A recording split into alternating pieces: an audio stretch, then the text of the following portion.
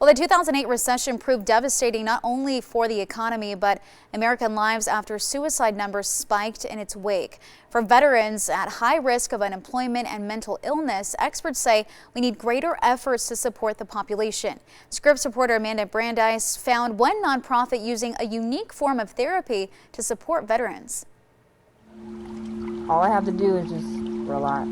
Being able to get out of my head and literally not have to do anything for an hour, it's amazing. In a pool heated to match the human temperature, veterans are transported to a state of calm. It's often equated to what it might feel like if you were to go all the way back to being in the womb and that safety and serenity in that watery environment. But like many veterans sent to San Diego's Wave Academy, Kendra Murphy had her reservations. First session, I was tense. The Air Force veteran served 6 years and was deployed once to Iraq. She says the base was a constant target for mortar attacks. Just not knowing what was going to happen, that's probably like the craziest.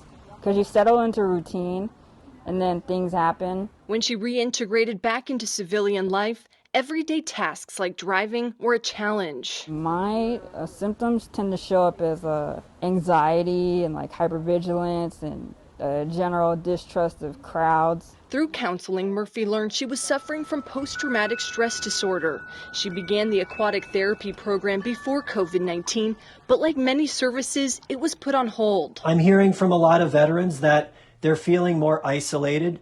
They're feeling less supported. Clinical psychologist Mark Jesenowski works with combat veterans, many who were already dealing with heightened physical and emotional pain. What I notice is every single thing that they experience as normal people is completely and totally magnified by what's happening. A report from the Meadows Mental Health Policy Institute indicated that for every 5% increase in the national unemployment rate, as many as 550 veterans a year could be lost to suicide. But rather than focus on predictions, Dr. Jesenowski says society should seek proactive solutions. I think it's about being much smarter and much wiser in how we allocate that money, in being a much more interconnected system of services between the government and community nonprofits like Wave. What I would say to a veteran if they're struggling is don't do that pride thing, don't do that isolation thing. Be willing to take a breath and to overcome that resistance to asking for help.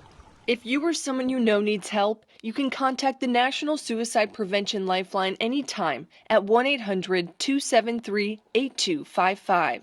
In San Diego, I'm Amanda Brandeis reporting.